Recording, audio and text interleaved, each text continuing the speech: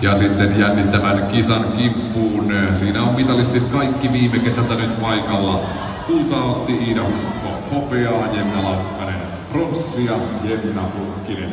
Ja lyhyellä on sitten Jenna Laukkanen vei mestaruuden ennen Iida Hukkoa. Eli nyt on mitalit jälleen sitten tavoiteltavina ja minkälaisen järjestyksen nämä naiset sitten värkkäävät tässä. Tämä kolmikko sieltä irtaantuu nyt sitten juurikin Hukko, Laukkanen, Pulkkinen järjestyksessä tuonne ensimmäiseen käännökseen. Ja sitten toisaalta pitää kotiin päin Jenna Laukkanen saa kuunneltua kädellä sinne vielä ennen Hukkoa tuonne käännöstä. Tosi hyvin Veeralta. Tuosta ajassa ja alle kykyseroa.